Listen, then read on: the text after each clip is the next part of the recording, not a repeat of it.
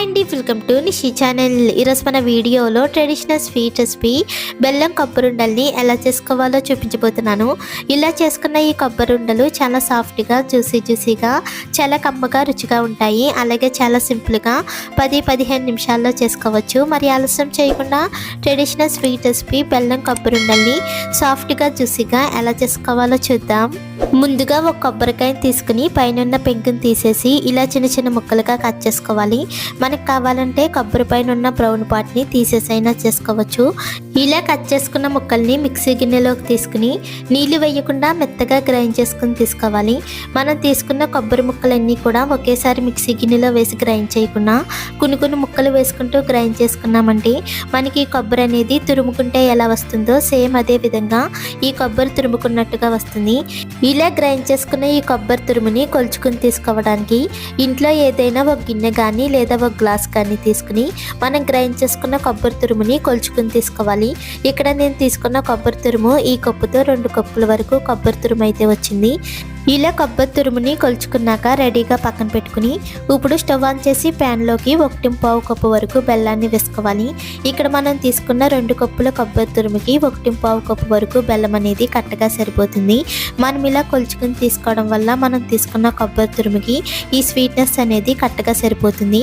ఇలా బెల్లాన్ని వేసుకున్నాక మనం ముందుగా కొలుచుకున్న కొబ్బరి తురుముని కూడా వేసుకుని మంటని మీడియం ఫ్లేమ్లో పెట్టి బెల్లం పూర్తిగా కరిగేంత వరకు కలుపుకుంటూ ఫ్రై చేసుకోవాలి. మనం కలుపుకుంటూ వదిలేసామండి ఈ కొబ్బరి అడుగున మాడిపోతుంది. సో అందుకని అలా కాకుండా మంటను మీడియం ఫ్లేమ్లో పెట్టి దగ్గరుండి కలుపుకుంటూ వేపుకోవాలి.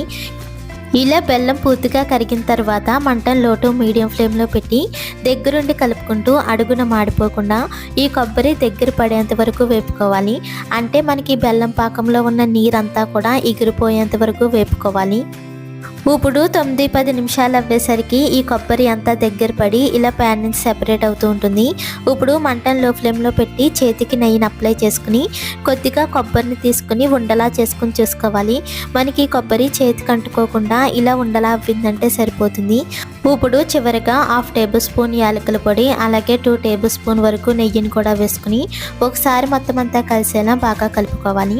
ఇలా కలిపాక స్టవ్ ఆఫ్ చేసుకుని ఈ ప్యాన్ని పక్కకు దించుకుని కొంచెం చల్లారేంత వరకు పక్కన పెట్టుకోవాలి.